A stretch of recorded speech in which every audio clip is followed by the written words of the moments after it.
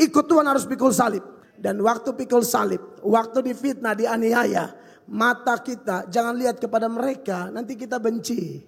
Seperti gereja atau rumah-rumah ibadat yang ditutup, tempat retret yang ditutup di mana tadi Ibu? Di Sukabumi itu, kalau kita lihat orang-orang itu jengkel kita. Ya, ada 7 orang sudah ditangkap sebagai tersangka. Kita berdoa supaya pemerintah di Indonesia tambah hari tambah adil. Amin. Jangan karena kita minoritas. Tapi saya lihat kelihatannya ada angin segar pemerintah kita ini. Jangan berhenti berdoa buat pemerintah. Supaya yang intoleran itu harus diamankan. Supaya jangan main hakim sendiri. Nah kalau kita dapat tantangan seperti itu. Bagaimana supaya tetap bersuka cita? Jangan lihat mereka nanti emosi. Jangan lihat mereka nanti kalau tidak jaga hati dengan segala kewaspadaan. Malah mengutuk. Jangan. Tuhan bilang tampar pipi kanan pas ya pipi lain. Itu maksudnya jangan balas jahat dengan jahat. Doakanlah musuhmu. Amin. Kalau begitu mata kita menuju kemana? Hanya menuju kepada Yesus.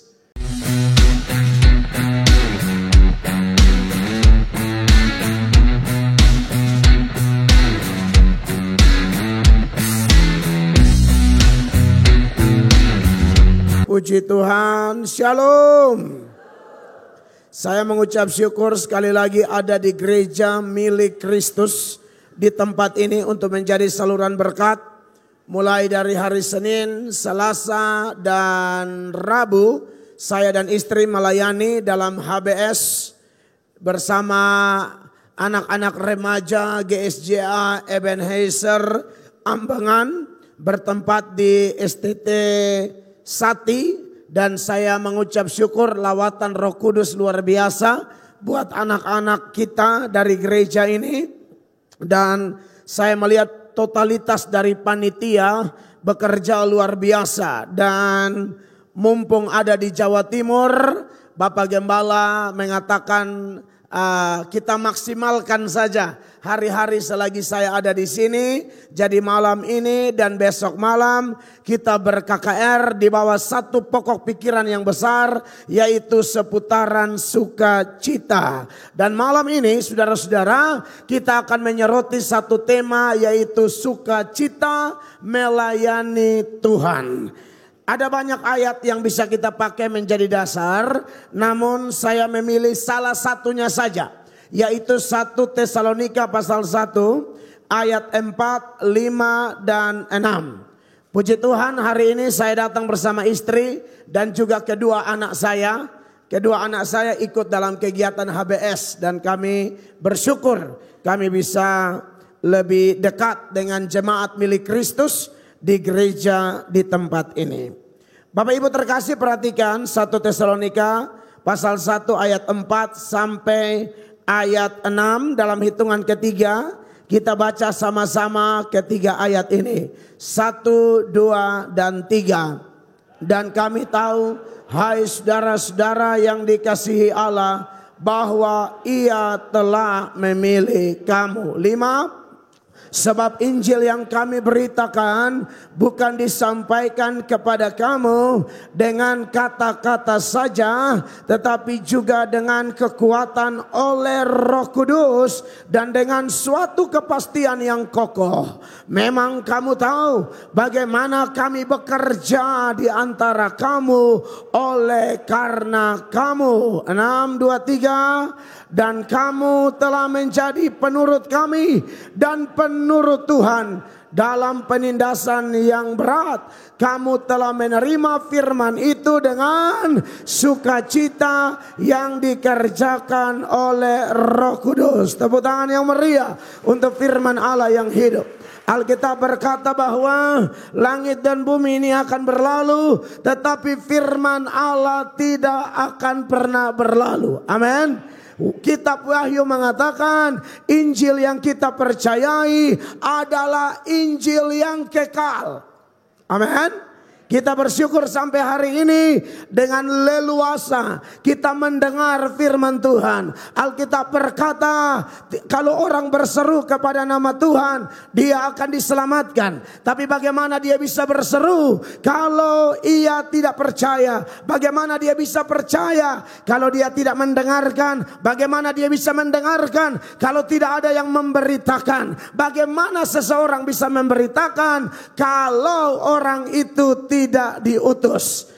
Dan kalau dia diutus memberitakan Injil, orang-orang pilihan Allah akan mengalami lawatan Roh Kudus. Sebab iman timbul dari pendengaran, dan pendengaran akan firman Kristus. Amin.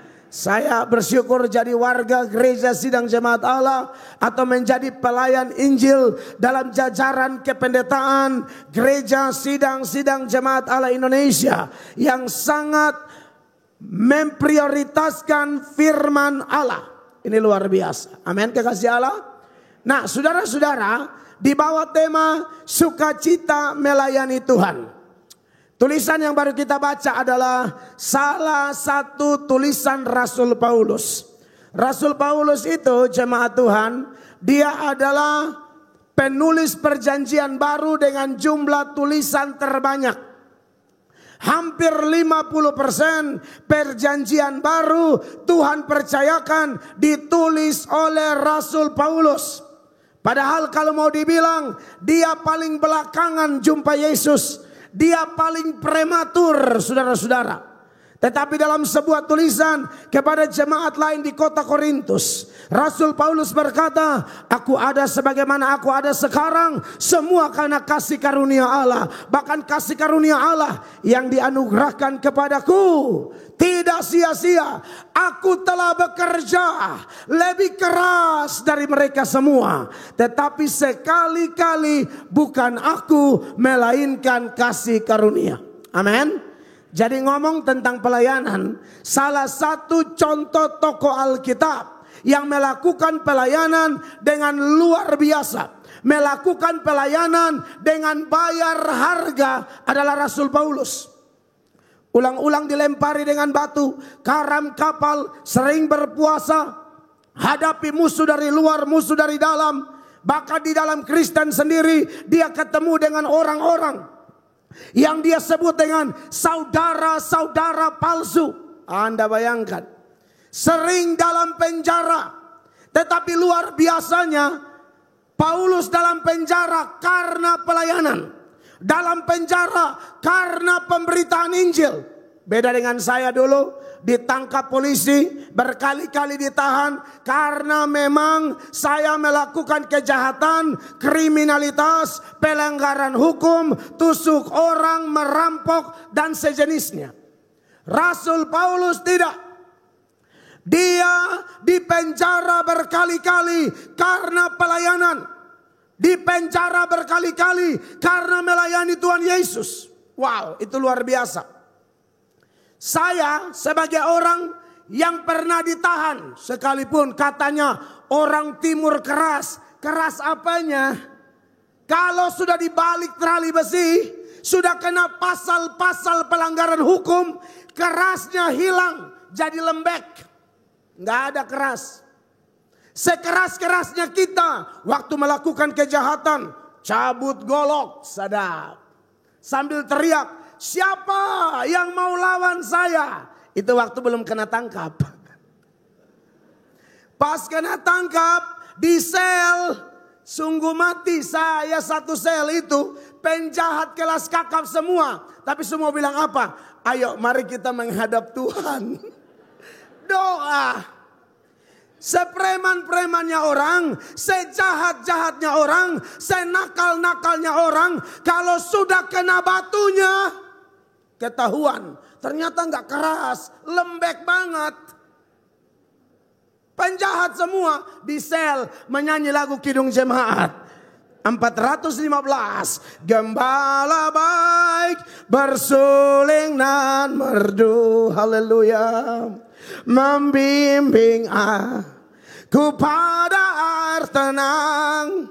Jahat semua, doa berantai, Anda bayangkan itu. Mana pernah kita tahu doa berantai? Mana pernah kita tahu yang namanya berlutut bersama-sama di sel yang kecil? Toilet di situ bau toiletnya luar biasa, tapi tetap memanggil Yesus, tolong kami, tolong kami, tolong kami. Nanti setelah Yesus tolong, kumat lagi. Itu saya di masa lalu, Bapak Ibu terkasih. Bahkan jujur, ketika ada dalam tahanan, di pikiranku adalah kalau bisa sebanyak mungkin teman, sebanyak mungkin keluarga datang mengunjungi aku, lalu berkata, tetap kuat yang Mel ya, datanglah antar kue, datanglah antar nasi bungkus, datanglah antar nasi kotak. Itu harapan kita. Kita di balik trali butuh dikuatkan. Beda sama Paulus. Dia di balik trali, tapi dia sibuk menguatkan orang di luar trali. Dia dalam penjara, dia sibuk menguatkan orang di luar penjara. Ada banyak bentuk penguatan melalui tulisan, ceramah, khotbah, pengajaran, pastoral yang Rasul Paulus lakukan. Salah satunya dia bilang apa? Dalam penjara dia bilang begini, bersukacitalah senantiasa. Sekali lagi kukatakan, bersukacitalah senantiasa di dalam Tuhan. Wow. Amin. Nah, ini menarik untuk kita pikirkan. Bapak Ibu terkasih, di saat kita bicara tentang apa? Sukacita melayani Tuhan. Sukacita itu kata Yunaninya kara, dan itu adalah produk Roh Kudus dari daftar 9 manifestasi buah roh, dimulai dari agape, yang kedua kara, baru erene, dan terusnya sampai kritea atau pengendalian diri. Kara itu bukan bicara tentang tergantung keadaan. Dalam tahanan Paulus kuatin orang, dalam tahanan Paulus dorong orang supaya tetap semangat. Harusnya yang normal adalah dia yang butuh dikuatkan, malah dia yang menguatkan. Oh wow. Keluarga besar Ebenezer, Tuhan mau kita seperti Paulus. Amin. Kita tidak berhenti melayani hanya gara-gara keadaan kita tidak baik-baik saja. Kita tidak berhenti menguatkan orang. Kita tidak berhenti mendukung Bapak Gembala dan Ibu Gembala. Kita tidak berhenti mendukung departemen-departemen yang ada hanya gara-gara alasan, oh bisnisku lagi stagnan, kesehatanku lagi bermasalah, rumah tanggaku lagi diproses. Anak Tuhan selalu berkata, di tengah badai yang datang menghampiri kita dari kiri kanan muka belakang, aku tetap berdiri di atas batu karang yang teguh, yaitu Yesus Kristus Tuhan. Dan kita akan dipakai Allah untuk tetap menjadi saluran berkat. Yang setuju tepuk tangan yang meriah bagi Tuhan. Bersukacitalah. Tapi tentu malam ini, sebelum lebih dalam saya berbagi materi ini, kita perlu tarik garis batas dulu ya. Kata bersukacitalah senantiasa itu tidak boleh diartikan, oh semua bersukacita. Semuanya harus sesuai firman, amin. Sumber dari kitab suci kita itu adalah Roh Kudus, dari Kejadian sampai Wahyu. Dan Roh Kudus tidak mungkin kasih firman yang bertentangan. Karena sumbernya dia. Roh Kudus tidak pernah lidah bercabang. Semua pasti selaras. Jadi begini Bapak Ibu terkasih. Ngomong-ngomong tentang sukacita, ya, itu tentu harus ada batasannya, ya. Yang pertama, kita tidak boleh bersukacita karena dosa. Itu nggak boleh. Jadi senantiasa itu jangan digeneralisasi. Pokoknya semua hal aku sukacita. No. Untuk dosa, kejatuhan kita, kegagalan kita, pelanggaran kita, atau ada dosa tertentu yang masih kita gumuli supaya kita bisa dibebaskan dari dosa itu, tidak ada sukacita untuk dosa itu. Alkitab berkata, berbahagialah orang yang berduka cita. Matius 5 ayat 4. Tidak usah tunjukkan ayatnya. Itu salah satu dari ucapan bahagia. Berbahagialah orang yang berduka cita karena mereka akan dihibur. Kenapa duka cita di situ disebut bahagia? Itu duka cita karena dosa. Anak Tuhan yang benar tidak pernah bersuka cita saat jatuh dalam dosa. Tidak pernah. Ada masalah sama pasangan, dia tidak mungkin sukacita. Amin. Cepat-cepat pemberesan. Minta maaf ya Ma, minta maaf ya Pa.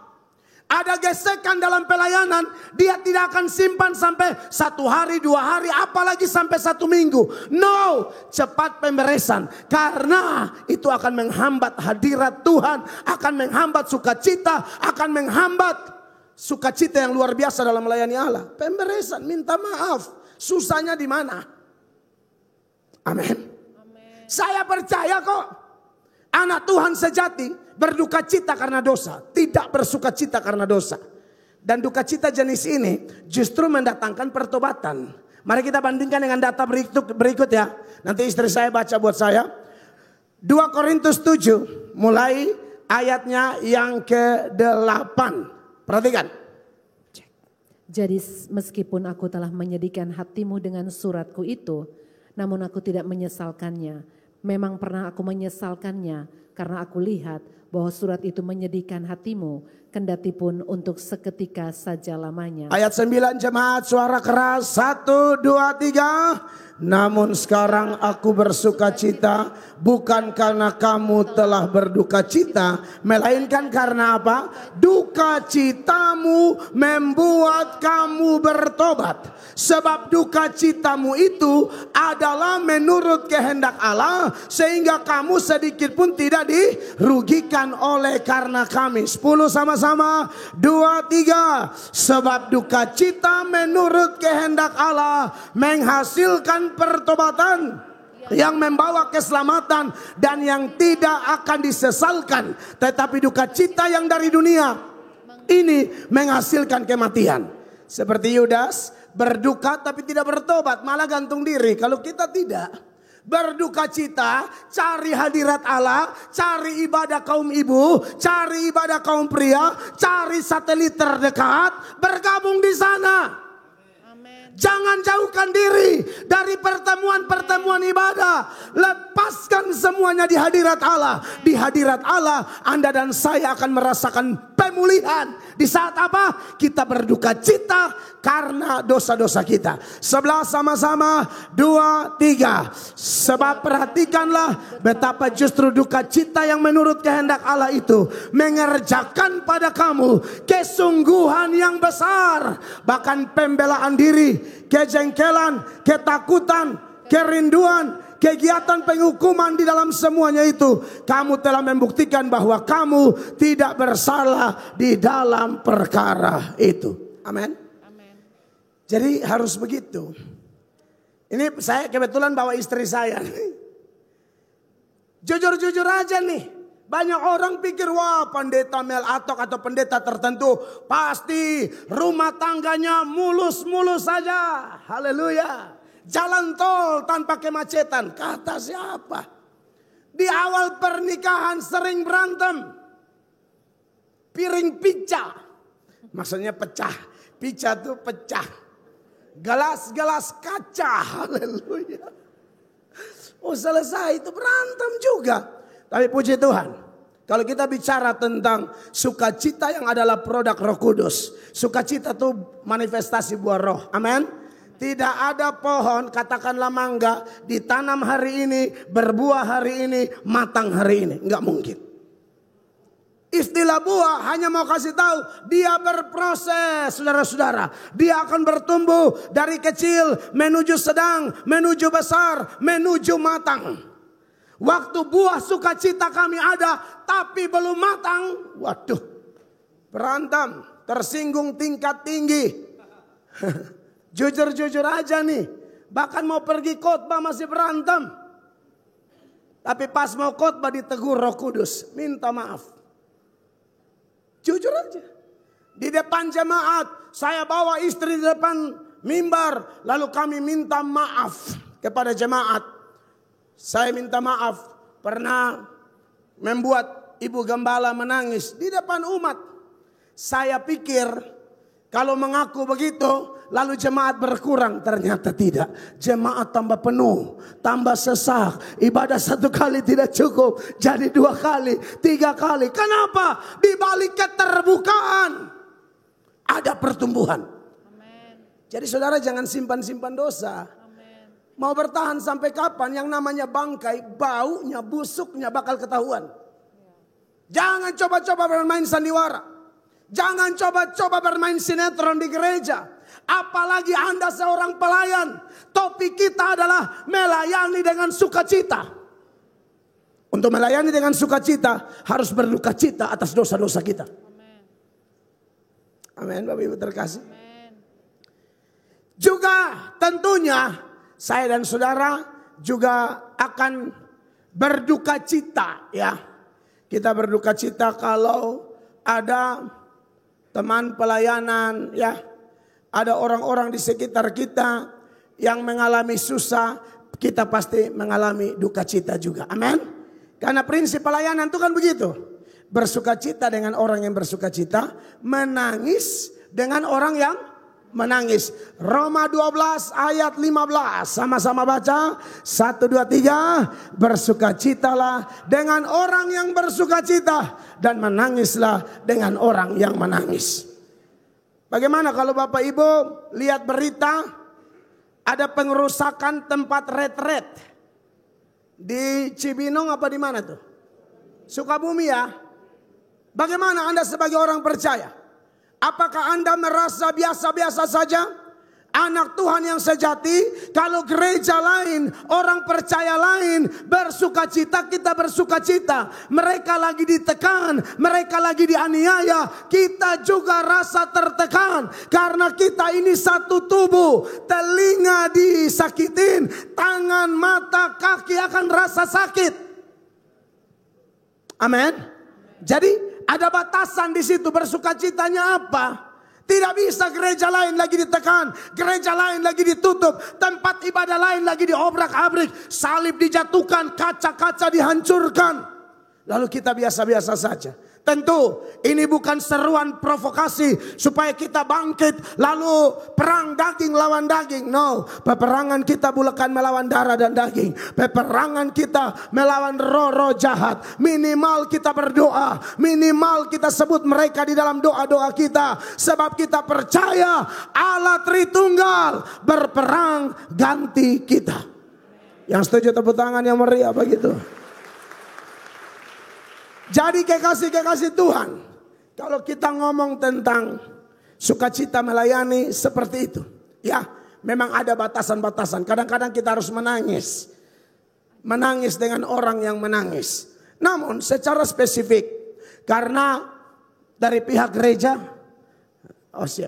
ya, dari pihak gereja memberikan tema sukacita melayani Tuhan. Maka saya mau sampaikan beberapa hal berkaitan dengan sukacita melayani Tuhan. Yang pertama, dasar sukacita kita dalam melayani Tuhan adalah karena nama kita terdaftar di sorga. Amin. Bukan karena pencapaiannya. Misalnya contoh kayak saya begini, pelayanan ke sana kemari. Bukan itu poinnya. Bahkan saya sudah cerita di gereja ini berkali-kali harus berurusan dengan santet-santet. Swanggi-swanggi, tukang-tukang sihir. Tetapi sebenarnya yang menjadi dasar sukacita kita adalah karena kita semua yang percaya Yesus sebagai Tuhan dan Juru Selamat. Nama kita ada di sorga. Itu paling penting. Amin, kekasih Allah. Saya bandingkan dengan data 70 murid di dalam Lukas pasal 10 mulai ayat 17. Ibu Gembala, istri saya bisa baca. Perhatikan. Kemudian ke-70 murid itu kembali dengan gembira dan berkata, Tuhan, juga setan-setan takluk kepada kami demi nama-Mu. Lalu kata Yesus kepada mereka, aku melihat iblis jatuh seperti kilat dari langit. Sesungguhnya aku telah memberikan kuasa kepada kamu untuk menginjak ular dan kalajengking dan kuasa untuk menahan kekuatan musuh sehingga tidak ada yang akan membahayakan kamu. Sampai di situ. Bapak Ibu lihat, murid-murid pulang lapor pelayanan. Aduh, pencapaiannya luar biasa. Setan-setan pada jatuh. Tapi Yesus bilang begini, sukacitamu bukan karena setan-setan itu jatuh, bukan. Kalau kayak sekarang saya kalau ngomong kepada tim singer songwriter, sukacitamu bukan karena seragam putih itu. Sukacita kita bukan karena gereja ini menurut saya salah satu gereja GSA yang bagus. Lightingnya bagus, sound systemnya bagus, LED-nya bagus, ya. Mimbarnya bisa muncul dari panggung, darah Yesus berkuasa. Tadi saudara, ini jemaat Tuhan dari Kupang, teman orang tua saya, Ibu Jen dan anak. Tadi Mak Jen lihat. Anda lihat itu. Anda lihat itu. Tapi sebenarnya sukacita kita bukan karena hal-hal ini dulu. Bahkan level pelayanan yang bisa menjatuhkan setan dari langit aja.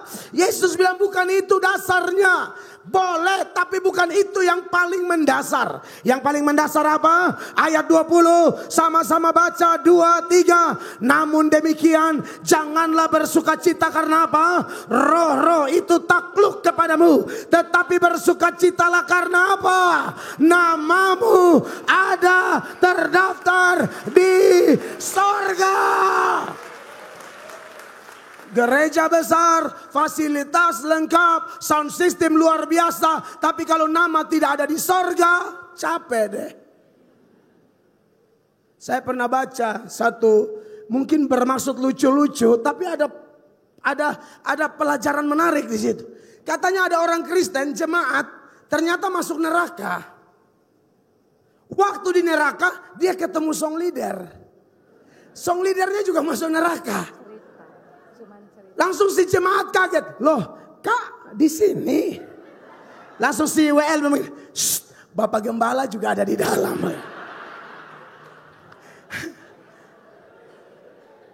Anda bisa bayangkan. Jemaat masuk neraka. Song leader masuk neraka. Bapak Gembala juga masuk neraka. Saya waktu ngomong ini di gereja Tuhan tempat saya gembalakan. GSJ Amazing Grace. Jemaat pada ketawa sekali. Anda bisa bayangkan itu? Itu yang terjadi. Kalau sukacita kita sukacita yang sekunder. Sukacita kita sukacita yang tidak primer. Yang primer apa? Namamu dan namaku terdaftar di sorga. Siapa yang menjamin ini? Yang punya sorga. Yesus Kristus. Dia kan yang menetapkan siapa masuk sorga siapa tidak. Dia. Dan bahkan dia sudah berjanji. Keselamatan ada di tangannya.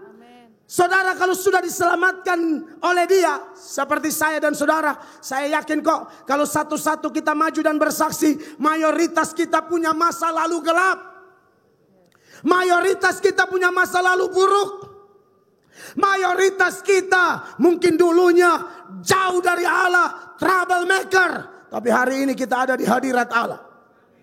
Kita diizinkan mendengar firman Allah secara gratis. Padahal di tempat-tempat lain, negara-negara lain seperti di Cina dan beberapa negara komunis. Atau di tempat-tempat minoritas Kristen. Orang susah beribadah, gereja dirusak, orang Kristen dikejar-kejar. Tapi Anda di Surabaya leluasa banget. Harusnya Anda bersyukur. Harusnya Anda bersyukur. Amin. Karena dia berjanji. Kalau dia yang pegang hidup kita. Kita pasti masuk surga dan tidak ada yang bisa merebut kita dari dia. Di mana ayatnya? Yohanes 10 ayatnya yang ke-27 di layar sudah ready ya. Yohanes 10 ayat 27. Domba-dombaku mendengarkan suaraku dan aku mengenal mereka dan mereka mengikut aku. 28. Dan aku memberikan hidup yang kekal kepada mereka dan mereka pasti tidak akan binasa sampai selama-lamanya. Amen. Dan seorang pun tidak akan merebut mereka dari tanganku. Mereka tidak akan binasa. Yang ngomong siapa? Bukan ketua BPP. Bukan BPD Jatim 1, Jatim 2. Bukan. Yang ngomong ini kepala gereja, penguasa dunia akhirat, namanya Yesus Kristus Tuhan. Dia berkata, tidak ada yang bisa merebut engkau dan saya dari tangannya. Tidak ada. Dalam Kristen tidak pernah ada ajaran keselamatan di tangan kita. Keselamatan di tangannya. Kalau kita yang pegang dia, kita cepat bosan. Tapi kalau dia yang pegang kita, dia tidak pernah bosan memegang milik kepunyaannya. Bahkan rambutmu di kepala tidak akan jatuh ke bumi tanpa seizinnya. Wow. Anda bangga punya Yesus? Anda bangga punya Yesus? Iman kita tuh ini, saya tidak pakai pandangan ABC. No, saya pakai pandangan Kristus. Siapa yang merebut kamu dari tanganku? Coba kasih satu alasan atau satu nama yang bisa merebut kita dari tangan Yesus. Nggak ada. Apakah cukup tangan Yesus? Saya tambah satu tangan lagi ya. Bukan cuma tangan Yesus. 29. Bapakku yang memberikan mereka kepadaku lebih besar daripada siapapun. Amin. Dan seorang pun tidak dapat merebut mereka dari tangan Bapa. Tadi tangan Yesus, sekarang tangan Bapa. Kalau kedua tangan ini yang pegang kita Bapak Ibu, siapa yang mau rampas kita? Siapa? Apa? Pergumulan apa? Sakit apa?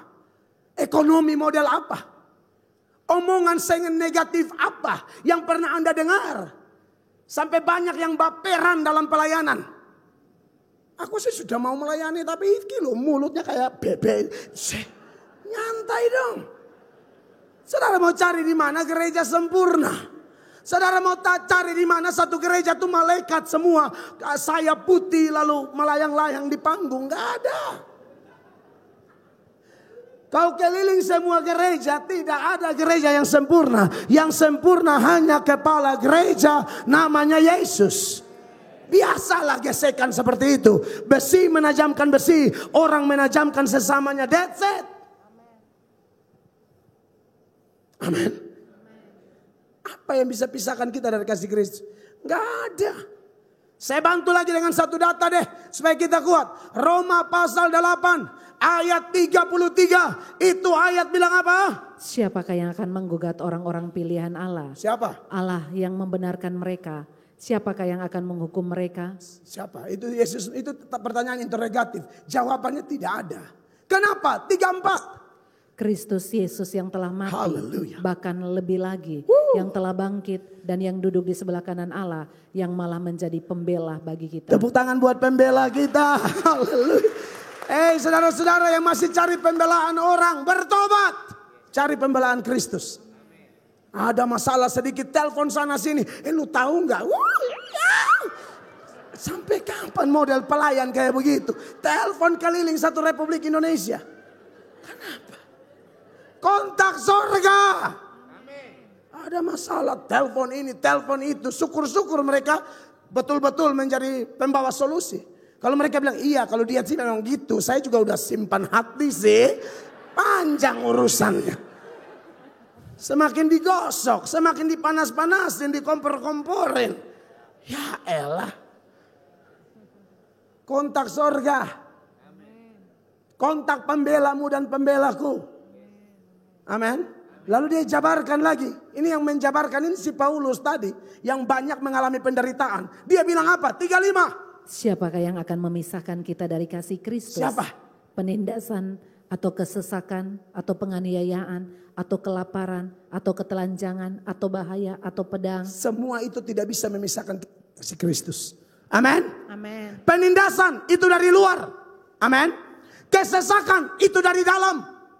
Apalagi kelaparan, ketelanjangan, bahaya, pedang yang mengancam jiwa tidak akan memisahkan kita dari kasih Kristus.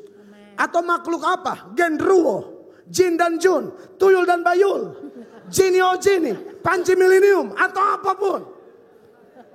Tidak bisa. Coba lompat ayat 38 bro, 38. Sebab aku yakin. Yes. Bahwa baik maut maupun hidup, baik malaikat-malaikat maupun pemerintah-pemerintah, baik yang ada sekarang maupun yang akan datang. 39 sama-sama jemaat 23. Atau kuasa-kuasa, baik yang di atas maupun yang di bawah, ataupun sesuatu makhluk lain, tidak akan dapat apa? Memisahkan kita dari kasih Allah yang ada dalam siapa? Kristus Yesus Tuhan kita. Tepuk tangan yang meriah begitu. Ini kan yang bikin kita sukacita. Ini yang bikin kita sukacita. Namamu terdaftar di sorga. Amin. Penulis Ibrani menggambarkan iman itu seperti sau. Kapal kalau dia parkir turunkan jangkar. Tujuannya apa? Mau ada gelombang kayak apapun. Itu kapal pasti aman terkendali. Betul? Bapak Ibu tahu jangkar kita di mana? Jangkar kita di sorga. Namamu dan namaku terdaftar di sorga. Makanya Paulus bikin penggambaran. Mau pedang, ketelanjangan, kelaparan, bahaya makhluk A, B, C, D. Di NTT bilang tidak ada satu setan dua binatang. Atau dua setan satu binatang yang bisa ganggu gugat hubungan kita dengan Sang Pencipta, Sang Penebus. The one and only way, name above all names, Jesus Christ. Makanya kenapa kita suka cita? Boleh kurang tidur, boleh begini begono, tapi ingat dunia ini cuma sementara. Tutup mata di sini, buka mata di sana. Karena namaku terdaftar di sana. Kita akan melayani dengan sukacita. Jangkar kita di sorga. Saya tidak mau terlalu lama karena masih ada besok toh. Beberapa wajah mencurigakan ya. Hal kedua yang saya mau seberangkan bagi jemaat sekalian. Omong-omong tentang sukacita dalam melayani Tuhan. Bukan hanya berkaitan dengan diri kita. Kita tidak hanya berorientasi pada diri. Kita bukan self-oriented. Kita diajarkan untuk melihat jiwa-jiwa. Amin. Jadi sukacita kita berkaitan dengan jiwa-jiwa yang kita layani. Yang menyelamatkan mereka Allah. Allah pakai siapa? Pakai kita semua. Untuk apa? Membawa mereka dari gelap menuju terang yang ajaib. Kita juga dulu di gelap. Allah bawa kita ke dalam terang supaya kita bawa terang itu ke gelap. Bukan terang ngumpul sama terang. Itu bawa senter neon. Itu terang sama terang. Biar cuma lilin kecil di tempat gelap sangat berdampak. Bukan ngumpul di gereja terus, cari jiwa. Bapak gembala, ibu gembala, ini lebih senior dari saya. Yang lebih senior lagi tadi malam di Sati. Om Acok mati-matian ketemu saya. Baku cerita kita. Usia 86 tahun. 1 minggu masih khotbah 5 kali. Oh God, beri aku umur panjang. Supaya bisa khotbah terus. Oma seorang ibu. Tinggalkan pekerjaannya sebagai ASN, dosen, hukum atau apa tuh. Ya, melayani Tuhan. Maka menjadi aneh kalau yang muda-muda tidak energik. Padahal yang tua-tua sudah 86. 1 minggu masih khotbah 5 kali. Orang muda Ambangan. Ebenezer. Manyala abangku. Manyala abang. Biarlah rohmu menyala-nyala dan layanilah Tuhan.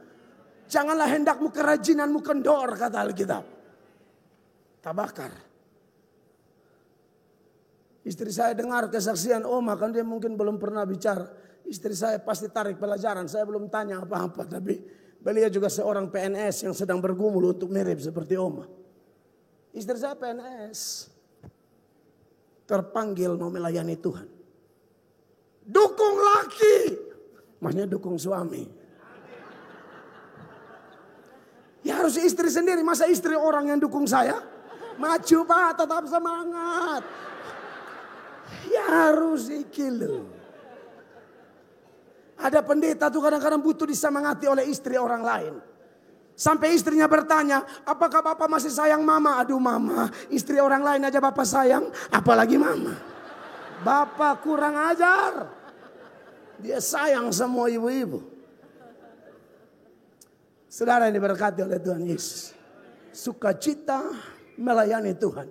Bukan karena jiwa kita atau nama kita terdaftar di sorga. Tapi karena jiwa orang lain. Kita mau tarik. Rampas mereka dari api, kata Yudas. Amin. Saudara tahu apa yang paling berharga di dalam diri kita ini? Ya nyawa kita itu. Harganya mahal banget. Pernah toh saya sudah singgung atau mungkin Bapak Gembala atau yang lain. Pernah ingat Yesus pindahkan setan-setan dari satu orang yang kerasukan sampai gila ke dalam 2.000 babi. Babi 1 ekor di Surabaya berapa? Katakanlah 5 juta. 5 juta kali 2.000, 10 M. 10 miliar. Bagaimana kalau saudara punya saudara yang gila begini, tapi juga punya 10 miliar. Milih mana? Si gila atau 10 M? Semua kita akan ya 10 M dong. Kan manusia normal begitu katanya. 10 M si gila mau mati perlahan-lahan gak apa-apa. 10 M jangan diganggu ya. Tapi Yesusmu dan Yesusku beda. Bahkan orang gila sekalipun bagi Yesus nyawanya berharga. Gila, nyawanya berharga. Nyawanya berharga. Kalau Anda baca itu cerita, Yesus sampai diomel-omelin oleh pemilik babi-babi itu. Diusir, dicaci maki. Demi apa? Demi jiwa yang orang bilang gila ini. Mungkin dia sudah tertolak dalam keluarga. Tapi Yesus sambut dia. Anda lihat betapa berharganya satu jiwa di mata Yesus. Luar biasa. Makanya kalau kita lihat Mazmur 49. Ayat 8 dan 9. Ayat 8-nya bilang apa? Silakan. Tidak seorang pun dapat membebaskan dirinya atau memberikan tebusan kepada Allah ganti nyawanya. Kenapa? Ayat 9 sama-sama. 2, 3. Karena terlalu mahal harga pembebasan nyawanya dan tidak memadai untuk selama-lamanya. Satu nyawa sangat mahal. GSJA berdiri di Indonesia karena alasan cari jiwa. Tidak ada yang lain. Kita punya organisasi bukan sinode yang gagah-gagahan. Oh kamilah gereja. No. Kita cari jiwa. Tidak semua gereja mau seperti GSJA. Masuk sampai pinggir-pinggir pedalaman. Kita bersyukur Tuhan pakai senior-senior kita. Pendiri-pendiri kita. Untuk bekerja keras. Demi kepentingan kerajaan Tuhan. Bahkan tadi malam kepada anak-anak yang ikut HBS, saya bersaksi bagaimana mahasiswa-mahasiswa Sati yang dari NTT, mereka lah yang melayani kami, injili kami. Jadi Mel Atok bisa berdiri sekarang karena ada orang-orang GSJA yang Allah pakai. Padahal masyarakat bilang apa? Mel itu setan, Mel itu anak kurang ajar. Tapi Yesus bilang tidak, Mel itu berharga. Tangkap dia, bawa dia. Yesus mau pakai Mel. 16 ayat 26. Apa gunanya seorang memperoleh seluruh dunia tetapi kehilangan nyawanya? Dan apakah yang dapat diberikannya sebagai ganti nyawanya? Artinya apa? Nyawa terlalu mahal. Amin, kekasih Allah. Amin. Itu kenapa Yesus datang. Karena harga kita bukan perak, bukan emas, bukan dolar, bukan euro, bukan rupiah, bukan berlian, apalagi batu akik. Ya kan? Harga kita, mau bayar kita, bayar pakai Yesus. Catat itu. Jadi semua orang yang sudah berumah tangga di sini, tolong lihat suamimu itu dibayar pakai harga Yesus. Jangan kau melawan dia. Bapak, lihat istrimu itu istri yang dibayar oleh Yesus. Kau jangan caci maki dia seenakmu. Emangnya kau yang bayar dia? Yesus yang mati ke dia. Ibu-ibu bilang begini, makanya saya suka Pak Mel Ato itu ya kan. Supaya adil toh. Ya memang faktanya begitu. Hargamu telah lunas dibayar kata Alkitab. Bayar pakai apa? Ya darah Yesus, tidak ada yang lain. 1 Petrus 1 ayat 18 dikatakan apa di sana sama-sama? 1, 2, 3. Sebab kamu tahu bahwa kamu telah ditebus dari cara hidupmu yang sia-sia yang kamu warisi dari nenek moyangmu itu, bukan dengan barang yang fana, bukan pula dengan perak atau emas, lalu dengan apa 19? Melainkan dengan darah yang mahal, haleluya, yaitu siapa? Darah Kristus yang sama seperti darah anak domba yang tak bernoda dan tak bercacat. Betapa mahalnya. Anak-anak Anda tuh mahal. Banyak anak-anak curhat sama saya, papanya jahat. Papanya pukul anaknya kayak pukul binatang. Papa begini, sebenarnya hatinya juga hati binatang. Harus ditolong oleh Roh Kudus. Anakmu tuh berharga, jangan kau siksa anakmu. Dia dibayar oleh darah Yesus. Mendisiplin dia sesuai Alkitab aja. Jangan siksa. Amin. Karena kalau dia percaya Yesus sungguh-sungguh, dia dimeteraikan. Dia dibayar oleh darah yang mahal. Amin, Bapak Ibu terkasih. Makanya kenapa firman Allah berkata, kalau ada satu orang bertobat, malaikat-malaikat di sorga apa? Bersukacita. Lukas 15 ayat 10. Haleluya. Perhatikan. Saya bisa minta air satu gelas. Oh, Abstef, tolong kasih papa air. Ini anak saya yang sulung, dia ikut dengan teman-temannya di HBS. Baru 2 hari ngomongnya sudah ngomong Jawa. Aku ndak bisa lo. Padahal tadi awal beta saya tahu. Love you, thank you sayang. Aku berkata kepadamu. Demikian juga akan ada sukacita pada malaikat-malaikat Allah karena satu orang berdosa yang bertobat. Amin. Satu orang berdosa bertobat. Di sorga ada pesta luar biasa. Thank you. Pesta. Amin. Kadang-kadang orang yang kalau tidak punya hati surgawi, satu bertobat, yang bertobat ini jadi sasaran bully. Kenapa? Karena dalam keluarganya nggak ada hati surga, hati iblis semua. Yang bertobat ini jadi sasaran bully. Makan gereja. Ini nih, kamu nih kan yang suka angkat tangan, rentangkan tangan, lancan depan loh. Di ambengan 2. Kita jadi bahan bully. Tapi tenang, mereka belum tahu. Kita doakan mereka. Siapa tahu mereka juga diselamatkan. Keluarga bisa ejek, tetangga bisa ejek, teman bisa ejek. So suci lo, nggak apa-apa. Ingat ini ayat. Satu orang bertobat, malaikat pesta di sorga.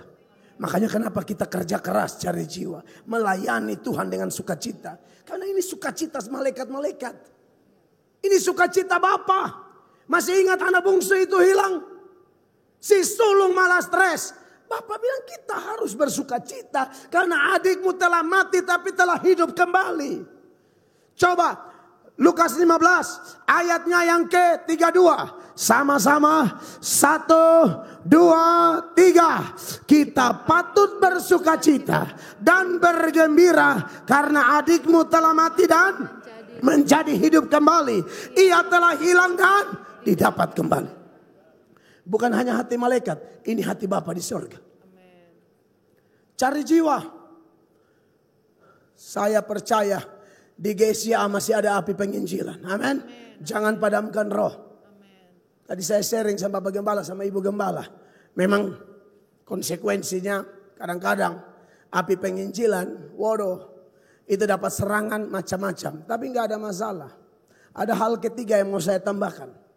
Hal ketiga yang mau saya tambahkan adalah kita bersukacita karena saudara-saudara, upah kita besar di sorga. Amin. Upah yang besar di sorga itu dikaitkan dengan pelayanan kita yang benar ini disertai dengan sejumlah konsekuensi pahit. Yesus bilang apa? Di Matius pasal 5 ayat 11. Dia bilang begini, ini konsekuensi. Jadi pelayan Tuhan, pemberita-pemberita Injil. Dikatakan demikian, Matius 5 ayat 11. Berbahagialah kamu jika karena aku kamu dicelah dan dianiaya dan kepadamu difitnahkan segala yang jahat. Ini kan yang sering terjadi. Gara-gara kebenaran, gara-gara hidup kudus, gara-gara sukacita berapi-api melayani Tuhan, percaya setan tidak akan tinggal diam. Tapi saya berkali-kali katakan di mana-mana, setan ada kuasa, Yesus maha kuasa. Amin. Amin. Makanya yang maha kuasa bilang apa? Di ayat yang ke-12, 1, 2, 3, bersukacita dan bergembiralah. Karena apa? Upahmu besar di sorga. Sebab demikian juga telah dianiaya nabi-nabi yang sebelum kami. Betul, pelayanan ada tantangan. Ikut Tuhan harus pikul salib. Amin. Dan waktu pikul salib, waktu difitnah, dianiaya, mata kita jangan lihat kepada mereka, nanti kita benci. Seperti gereja atau rumah-rumah ibadat yang ditutup, tempat retret yang ditutup di mana tadi Ibu?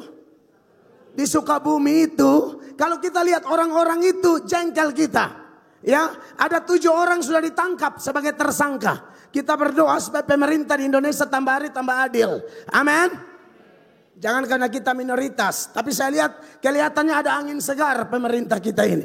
Jangan berhenti berdoa buat pemerintah supaya yang intoleran itu harus diamankan supaya jangan main hakim sendiri.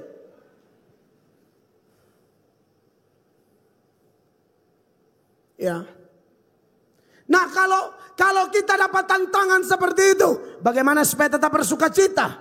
Jangan lihat mereka nanti emosi. Jangan lihat mereka nanti kalau tidak jaga hati dengan segala kewaspadaan malah mengutuk. Jangan. Tuhan bilang tampar pipi kanan pas ya pipi lain. Itu maksudnya jangan balas jahat dengan jahat. Doakanlah musuhmu. Amin. Kalau begitu mata kita menuju kemana? Hanya menuju kepada Yesus. Saya bantu dengan beberapa data. Ini sudah mau habis tapi belum habis banget sih. Ya jangan senang dulu ya. Iya, ada jemaat tuh kalau bilang poin terakhir, haleluya Tuhan baik. Lulu.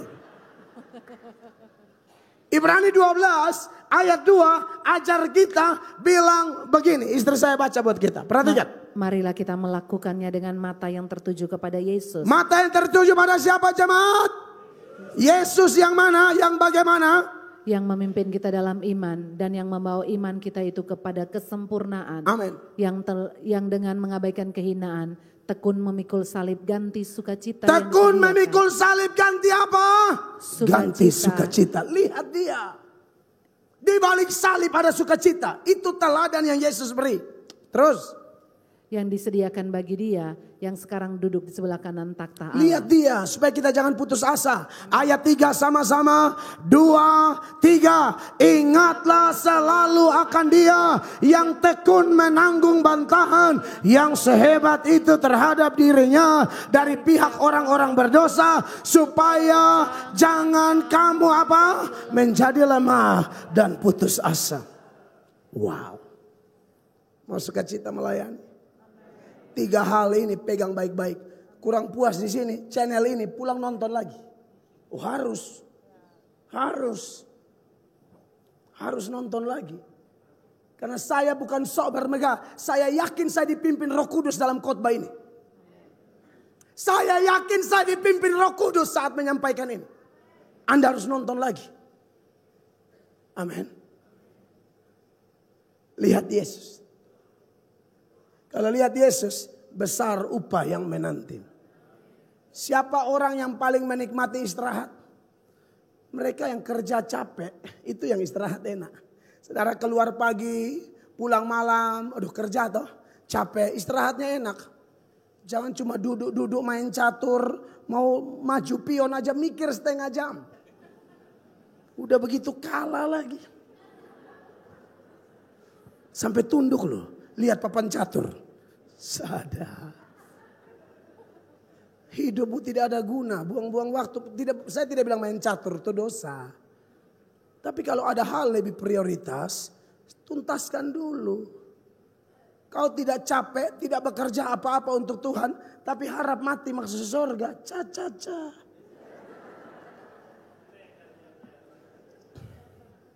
Dengar Bapak Ibu. Ini benar-benar sudah mau dekat habis. Orang Kristen kalau meninggal itu namanya rest in heaven. Istirahat di surga. Kenapa? Karena dia capek bekerja. Dia melayani habis-habisan. Konsekuensi apapun dia prinsip. Sekali Yesus tetap Yesus. Sekali maju tetap maju. Sekali bertobat tetap bertobat. Sekali komitmen dukung pelayanan saya akan dukung terus sampai tutup usia. Tapi mereka yang tidak pernah kerja sekalipun KTP-nya Kristen. Anda pikir Anda akan rest in heaven? Kau sudah terlalu banyak istirahat di sini. Kamu tidak boleh istirahat di sana. Maka namanya adalah no rest in hell. Yang bekerja untuk Tuhan, rest in heaven. Yang acuh tak acuh, santai-santai. Seperti 5 gadis bodoh yang tidak mempersiapkan minyak dalam pelita. You no rest in hell. Kau tidak akan istirahat di neraka. Minimal kebas-kebas api. Oh iya, kau terlalu banyak santai di sini. Saya tunjukkan data penutup. Benar-benar penutup.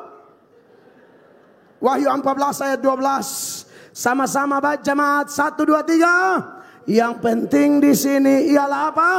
Ketekunan orang-orang kudus yang menuruti perintah Allah dan iman kepada Yesus. 13, 2, 3. Dan aku mendengar suara dari sorga berkata, tuliskan, berbahagialah orang-orang yang apa?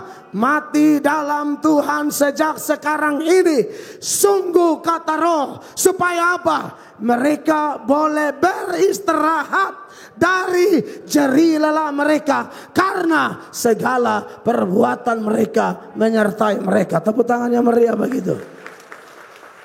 Ini senada dengan ayat, jerih payahmu dalam Tuhan tidak akan pernah sia-sia. Kita tidak diselamatkan karena perbuatan baik, tapi perbuatan baik kita menentukan upah kita di sorga. Siap melayani dengan sukacita?